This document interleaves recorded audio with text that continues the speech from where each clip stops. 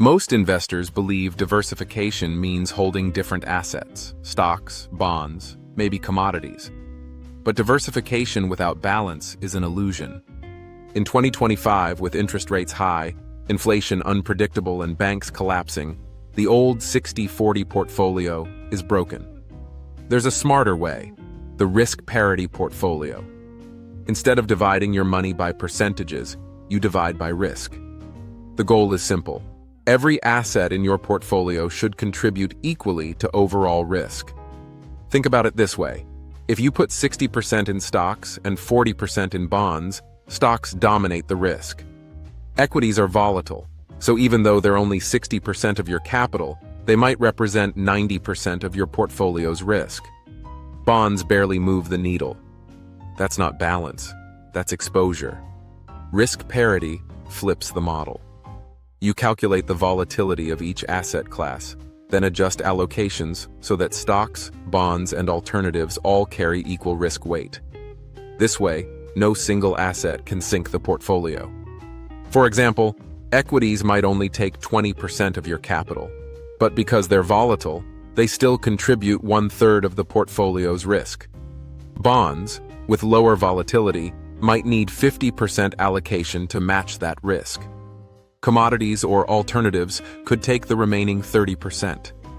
The result? Balance. Why does this matter? Because markets don't move in one direction. If equities crash, bonds and commodities stabilize the portfolio.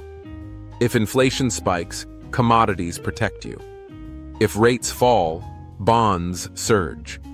Risk parity is designed to survive multiple scenarios, not just one.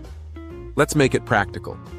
Imagine $100,000 invested. Instead of 60-40 stocks and bonds, you calculate risk contributions. You might end up with $20,000 in equities, $50,000 in bonds, and $30,000 in commodities. Each contributes equally to risk, creating a portfolio that is resilient, adaptive, and anti-fragile. Now, let's go deeper. Risk parity portfolios often use leverage to enhance returns. Because bonds are less volatile, you might borrow against them to increase exposure while keeping risk balanced. This is how large hedge funds like Bridgewater's all-weather fund operate.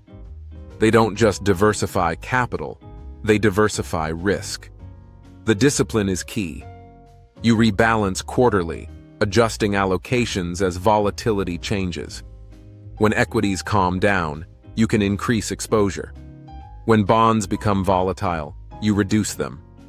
The portfolio evolves with the market, always keeping risk balanced.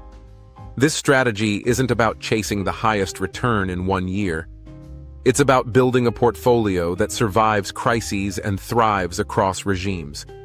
In 2025, with banks failing, inflation unpredictable, and geopolitical shocks everywhere, risk parity is one of the few strategies that adapts automatically. Think of it like a ship with multiple sails. If one sail tears, the others keep you moving. If the wind changes direction, you adjust the sails. Risk parity is about steering through storms, not betting everything on calm seas. And here's the real advantage: peace of mind. Instead of worrying about which asset will win, you know your portfolio is balanced by risk. You're not exposed to one collapse. You're positioned for multiple futures. Risk parity isn't theory. It's a proven way to survive crises and thrive in uncertain times. If you're tired of outdated models and stagnant banking returns, this is how you break free. Hit like and subscribe to Finovate, because here you'll always learn strategies others are too late to teach.